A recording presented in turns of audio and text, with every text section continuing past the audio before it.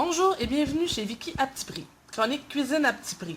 Comme première chronique, afin de vous aider à sauver un petit peu de temps et même d'argent, je vais vous enseigner ma façon à moi pour canner du poulet. Donc pour la recette, vous aurez besoin de 2 gros poulets, de l'eau, un oignon, du sel, du poivre et d'une journée plutôt pluvieuse parce que ça va vous prendre quand même un petit peu de temps.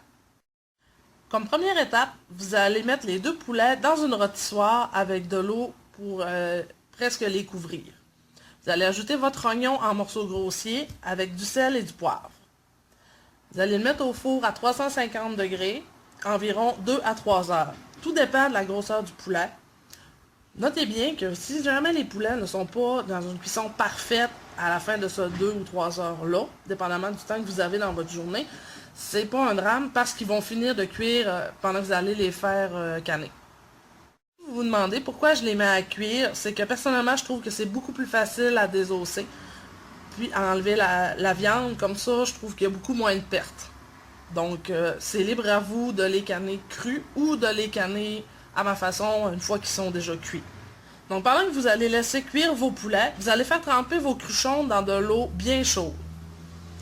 La raison est simple, c'est que souvent les pots maçons sont laissés sur une tablette puis il va se ramasser de la poussière dedans. Ensuite, vous les laissez sécher tout simplement à l'air libre. Lorsque la cuisson du poulet est terminée, vous allez sortir les poulets et les laisser reposer un peu sur une assiette. Vous pouvez, avec un couteau, les découper au niveau de la poitrine pour qu'ils puissent refroidir un petit peu plus rapidement.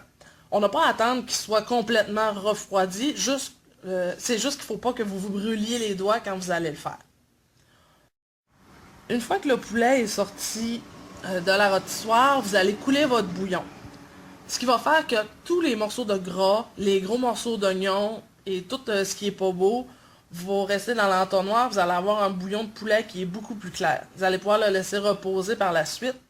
Une fois que le poulet a assez refroidi pour qu'il soit bien manipulable avec les mains, vous allez prendre une entonnoir à cruchon, la mettre sur le cruchon et vous allez mettre du poulet jusqu'à égalité du petit rebord en dessous du goulot. Vous pouvez fouler votre poulet facilement pour qu'il soit quand même bien plein. Une fois que le poulet est bien dans les cruchons, avec un couteau, vous allez faire des entailles afin d'aider le bouillon à se rendre vraiment jusqu'au fond du cruchon. Puis, vous allez prendre votre bouillon qui a aussi refroidi un peu et remplir le cruchon jusqu'à ce qu'il y en ait à bonne égalité, qui est quand le cruchon commence à devenir un petit peu plus petit. Ensuite, c'est l'étape la plus importante si vous voulez que votre canage soit réussi. Vous allez vous prendre 3 torchons. Un que vous allez seulement humidifier, l'autre que vous allez humidifier et mettre un peu de savon à vaisselle, mais vraiment pas beaucoup, et l'autre que vous allez garder sèche.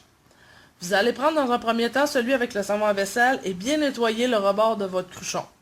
Puis, avec le torchon qui a seulement de l'eau dessus, vous allez bien rincer le bord. Et finalement, en troisième étape, vous allez repasser avec votre torchon qui est sec pour bien l'assécher. Parce que s'il reste des particules de poulet, de gras, d'une saleté sur le tour de votre cruchon, c'est ce qui va faire qu'il ne cannera pas ou qu'il va décanner au bout d'un jour ou deux. Puis là, vous allez perdre votre viande. Donc, c'est vraiment une étape importante qu'il ne faut pas négliger. Ensuite, vous mettez le cap sur le dessus, vous mettez la rondelle et vous la vissez moyennement. Il reste ensuite la dernière étape. Vous allez vous remplir un chaudron d'eau qui est quand même assez haut, un petit peu plus haut que vos cruchons. Vous allez mettre vos cruchons dedans pour que l'eau arrive presque à égalité du bord. Puis vous allez le laisser bouillir pendant 1h30. Lorsque c'est terminé, vous allez, avec une pince à cruchon idéalement, sortir vos cruchons, les mettre sur le comptoir. Avec des mitaines de four, vous allez visser la rondelle un petit peu plus fortement. Puis vous les laissez reposer. Lorsqu'ils sont complètement refroidis, il devrait se produire une espèce de POC, ce qui signifie que les cruchons ont canné. C'est bien important de ne pas appuyer sur le dessus de la rondelle pour risquer de les canner seulement temporairement. Il faut vraiment qu'ils cannent d'eux-mêmes. Lorsque c'est terminé, vous allez visser fermement vos rondelles pour qu'ils soient complètement hermétiques. Puis, vous les laissez idéalement reposer un 24 heures. Pourquoi? C'est que s'ils ont à décanner, ils vont probablement décanner dans ce 24 heures-là. Donc, c'est bon de les avoir à portée de main pour pouvoir les surveiller. Par la suite, vous n'avez qu'à les ranger dans un endroit frais et idéalement sombre. De la viande ainsi cannée, ça peut être bon jusqu'à près d'1 an si c'est vraiment gardé dans un endroit frais. De toute façon, la meilleure façon de savoir si un cruchon de viande est encore bon ou pas quand vous le décanez, c'est l'odeur. Croyez-moi sur parole, un cruchon qui a décané, ça sent mauvais. Comme le but, c'est de cuisiner à petit prix, aujourd'hui, on a cuisiné 2 gros poulets que j'ai achetés en spécial lorsqu'ils sont venus à 2 pour 12$. Donc, 6$ du poulet. Ça nous a donné 4 cruchons, ce qui veut dire 3$ par cruchon. Si vous y tenez, vous pouvez rajouter quelques sous pour les oignons.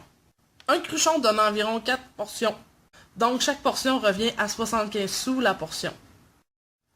Pour plus de recettes et de petits trucs à petit prix, visitez mon site internet qui apparaît à l'écran et continuez de suivre mes capsules vidéo qui vont continuer d'apparaître au fil du temps, mais aussi mes articles écrits.